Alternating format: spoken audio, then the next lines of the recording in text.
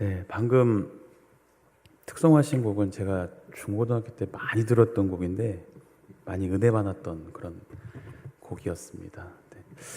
그 가사처럼 우리 15년대 회원 모두가 여러분 안에 있는 빛을 들고 세상의 연약한 자들을 찾아가셔서 하나님의 사랑을 잘 증거하고 또 쓰임받는 귀한 우리 15여전도회 되시기를 주님의 이름으로 축복합니다. 자, 오늘 무언가를 선택할 때라는 제목으로 하나님 말씀 나누도록 하겠습니다. 어떤 사람이 점점 시력이 악화되어서 눈이 멀어가고 있었습니다. 그래서 그의 담당 의사가 이 사람한테 수술할 것을 권유했습니다. 수술은 성공적이어서 그의 시력이 정상적으로 돌아왔습니다. 그런데 수술 중에 뇌의 신경을 다쳐서 그만 기억력에 이상이 생겼습니다. 그래서 다시 한번 수술을 한 결과 이번에는 기억력은 되살아나고 시력이 나빠졌습니다. 그러자 이 의사가 당황을 해서 환자에게 질문을 합니다. 어느 걸 택하시겠습니까? 시력입니까? 기억력입니까? 한참을 생각한 다음에 환자는 이렇게 대답을 했습니다. 네, 시력을 되찾겠습니다. 지나간 일을 기억하는 것보다는 앞으로 될 일을 눈으로 보고 사는 것이 낫겠죠. 참으로 현명한 선택이라고 생각이 됩니다. 사람들은 누구나 이 날마다의 생활과 또 그 순간 속에서 선택의 문제에 부딪히게 됩니다. 그래서 우리가 무언가를 선택할 때는 신중한 과정을 거쳐야 합니다. 성급하게 판단하고 성급하게 결정을 내리려다가 잘못된 결정을 내릴 수 있기 때문입니다. 그리고 우리가 좋은 결정을 내린다면 그 후에 우리에게 좋은 결과가 주어집니다. 반대로 잘못된 결정을 내린다면 그에 대한 책임이 우리에게 주어집니다. 그래서 결정하고 그것을 선택할 때까지는 신중하게 무엇이 이게 올바른 결정이고 또 선택인지를 우리 스스로 깊이 생각을 해봐야 됩니다. 그런 의미에서 오늘 본문이 우리에게 가르쳐주는 바는 아주 중요합니다. 오늘의 이야기는 우리가 너무나도 잘 아는 이야기입니다. 이스라엘 백성들이 40년의 광야 생활을 마치고 요단강을 건너서 가나안 땅에 들어왔습니다.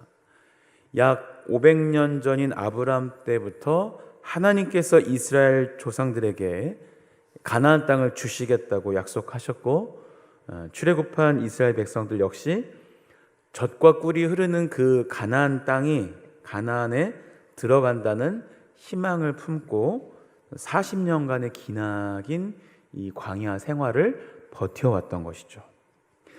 그리고 드디어 요단강을 건너 그렇게도 기대하고 희망하던 가나안 땅에 들어왔습니다. 이제부터 본격적으로 가나안 땅을 점령하기 위한 전쟁을 시작해야 했습니다. 가장 먼저는 여리고성이었죠. 크고 견고한 여리고성은 그들은 어렵지 않게 점령할 수 있었습니다. 두 번째 점령지인 아이성 전투에서는 비록 첫 번째 공격에선 실패했지만 두 번째 공격에서 승리를 거둬서 아이성을 손에 넣을 수 있었습니다. 자, 그렇게 파죽지세로 가나안 땅을 이스라엘 백성들이 점령을 하니까 가나안 땅 주민들이 어땠을까요? 두려움에 빠졌겠죠. 이제 곧 우리 차례구나. 오늘 본문 바로 앞인 1, 2절에서 말씀한 것처럼 가나안 땅에 거주하고 있던 원주민들이 이스라엘 백성들과 전쟁을 하기 위해서 이제 준비를 하고 있었습니다. 그런데 다른 부족들은 모두 전쟁을 하려고 준비하고 있었는데 한 부족만 준비하지 않고 있었습니다. 그들이 바로 오늘 본문에 나오는 기브온 족속이었습니다. 그들도 이스라엘 백성들이 여리고성과 아이성을 점령한 이야기를 들었습니다. 그리고 내린 결론은 우리는 이스라엘 백성들과 싸워서 결코 이길 수 없다라는 것이었습니다. 그래서 이 기브온족은 살 방도를 강구했습니다. 그래서 이런 꾀를 냅니다. 사신을 보낼 건데 사신을 이스라엘 지도자 여호수아에게 보내는데 낡고 헤어진 전대와 포도주 부대를 나귀에 싣고 낡아서 기운 신발을 신고 낡은 옷을 입고 또 곰팡이가 난 떡을 가지고 이스라엘 백성이 머물고 있는 길갈로 찾아왔습니다. 한마디로 뭐 하는 거예요? 쇼하는 거죠. 그죠? 연기하는 겁니다. 네. 행색으로 보나 가진 것으로 보나 그들은 마치 아주 먼 곳에서 온 사신들처럼 보이게 한 것입니다. 여러분, 이 기브온이라는 지역은 예루살렘에서부터 북서쪽으로 약 9km 정도 떨어진 곳이고요. 당시 이스라엘 백성들이 머물고 있던 길갈과는 불과 32km 정도밖에 되지 않았습니다. 걸어서 하루면 기브온에서 길갈까지 갈 수 있는 거리였습니다. 아마 여주에서 원주 정도 거리가 되지 않을까 싶습니다. 그런데 그들은 길갈까지 찾아오는데 몇 날 며칠이나 걸린 것처럼 행색을 하고 길갈을 찾아온 것입니다. 그리고는 우리 이스라엘과 조약을 맺고 싶다라고 말합니다.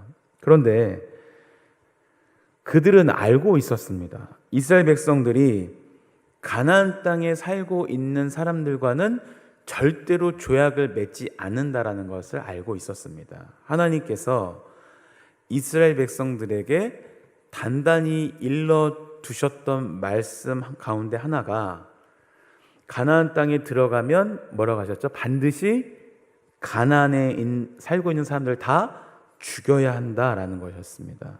그리고 요단강을 건너온 이스라엘은 파죽지세로 이 가나안 땅을 점령해 갈 것입니다.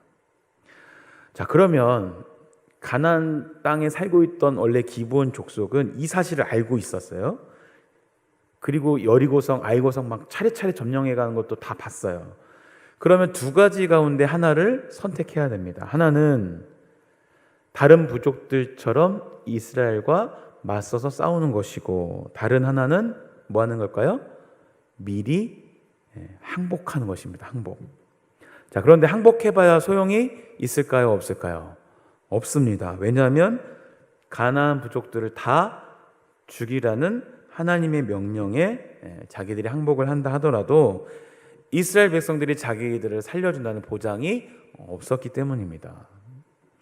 그렇다고 맞서 싸운다 하더라도 이긴다는 보장도 없습니다. 자기들은 힘이 너무 약하기 때문입니다. 맞서 싸운다 하더라도 살지 못할 것이고 항복한다 하더라도 살지 못할 것입니다. 그래서 그들이 꾀를 낸 것입니다. 마치 자기들이 먼 곳에서 온 사람들인 것처럼 꾸미고 이스라엘을 속여서 화친 조약을 맺는 것입니다. 비록 이스라엘을 속여서 화친 조약을 맺은 후에 나중에 들통이 난다 하더라도 이미 조약을 맺은 후에는 이스라엘이 자기들에게 어떻게 할 수가 없다라는 것을 알기 때문입니다. 그래서 먼 곳에서 온 것처럼 꾸미고서 조약을 맺고 싶다고 제안한 것입니다. 여러분 문제는 여호수아를 비롯한 이스라엘 백성들의 태도입니다. 기브온의 사신들이 거짓으로 자신들을 그렇게 꾸미고 찾아와서 조약을 맺고 싶다고 하면 조약을 맺기에 앞서서 그들이 해야 할 일들이 있었습니다. 해야 할 일이 하나 있었어요. 그게 무엇일까요?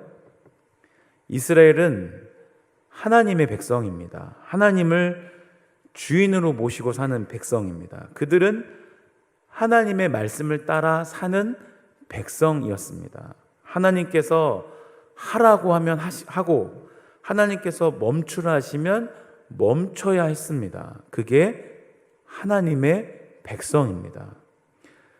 그렇게 자기들이 하나님의 백성이라는 사실을 분명히 기억했다면 기브온 사람들이 그들에게 와서 우리와 조약을 맺고 화친하자라고 제안할 때 이스라엘 사람들은 최소한 하나님의 의중은 무엇인지, 그들과 조약을 맺는 것이 하나님께서 원하시는 것인지 물어봤어야 했습니다. 우리의 주인이신 하나님께서는 뭐라고 하시는지, 우리를 여기까지 인도하신 우리의 하나님께서 그들과 조약을 맺어도 된다고 하시는지 물어봐야 했다라는 것입니다. 그런데 그들은 그렇게 하지 않았습니다. 오늘 본문 14절입니다. 무리가 그들의 양식을 취하고는 어떻게 할지를 여호와께 어떻게 했다고요? 묻지 아니하고. 어떻게 할지를 여호와께 묻지 아니하고. 그들은 기브온 사람들과 화친 조약을 맺을지에 대해서 하나님께 묻지 않았습니다. 여러분, 이스라엘 백성들이 기브온 사람들과 조약을 맺을 때 하나님께 묻지 않고 자기들 마음대로 맺어버린 것이 중차대한 잘못이라고 생각하십니까? 아니면 그럴 수도 있는 일이라고 생각하십니까? 기브온 사람들이 작정을 하고 속였기 때문에 이스라엘 백성들로서는 어쩔 수 없는 일이라고는 혹시 생각하지는 않으십니까? 기브온 사람들과 화친 조약을 맺는 것이 이스라엘 백성들에게는 아주 중요한 문제입니다. 왜냐하면 화친 조약이 이스라엘 백성들이 다른 부족과 맺은 첫 번째 조약, 바로 기브온 족속과 맺는 화친 조약, 첫 번째 조약이었기 때문입니다.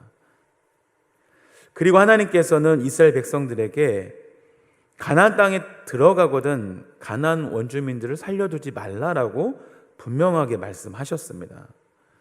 그런데 지금 이스라엘 백성들은 기브온 사람들의 꾀에 넘어가서 가나안 사람들을 죽이지 않겠다고 그만 약속해 버린 것입니다.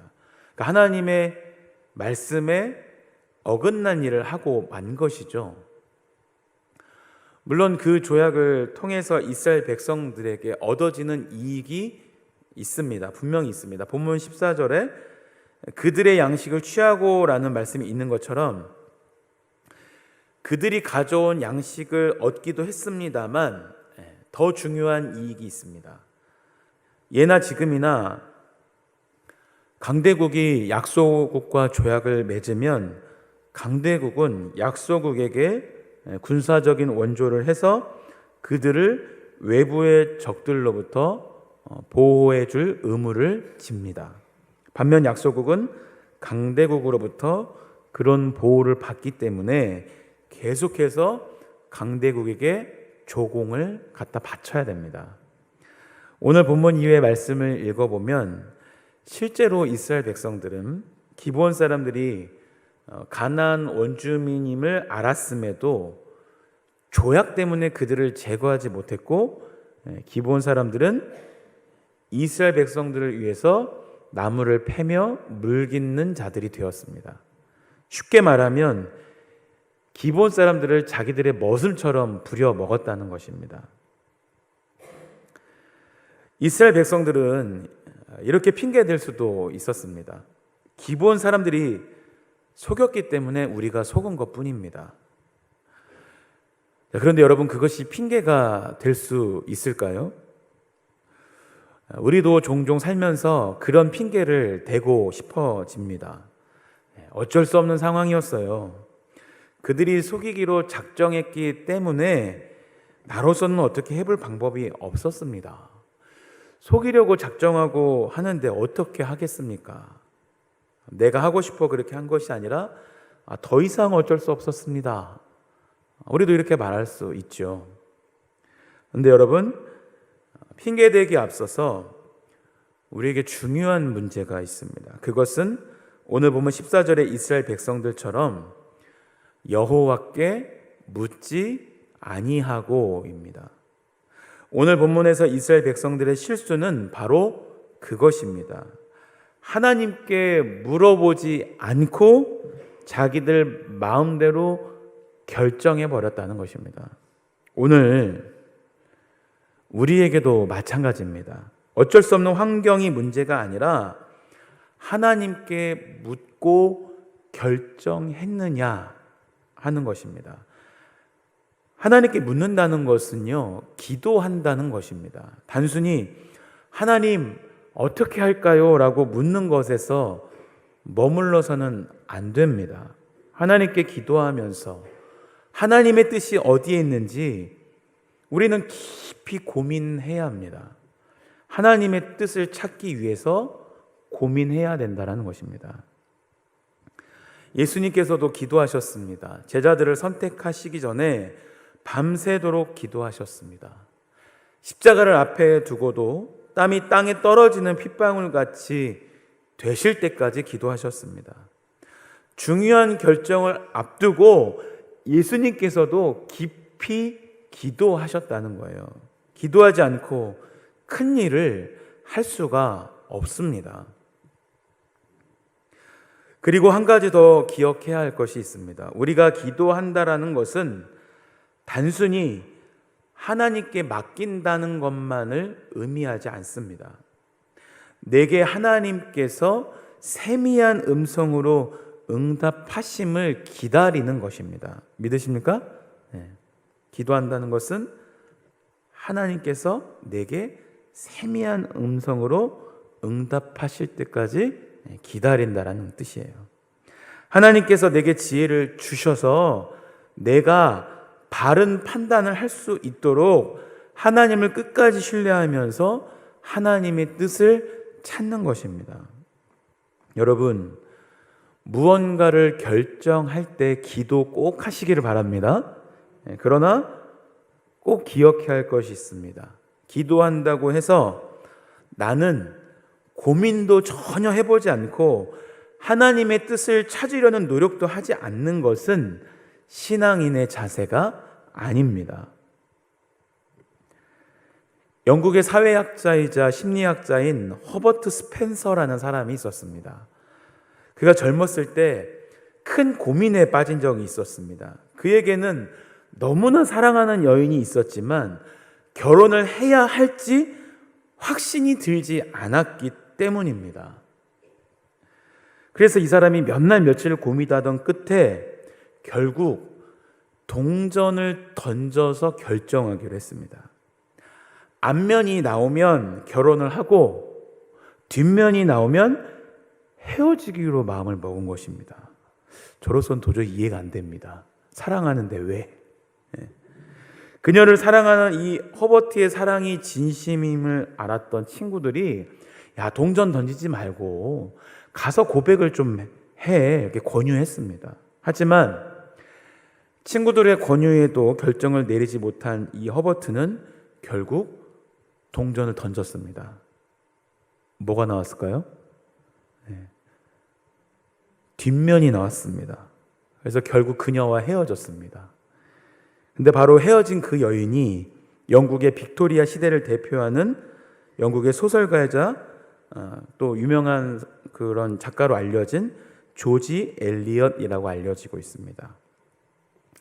이 남자 허버트라는 사람은 사회학의 창시자라고 불릴 만큼 머리가 좋고 인정받는 학자였지만 자신의 인생의 책임을 질 결정을 끝까지 내리지 못했고 어이없게도 동전 던지기로 자신의 운명을 결정하는 어리석음을 범하고 말았습니다.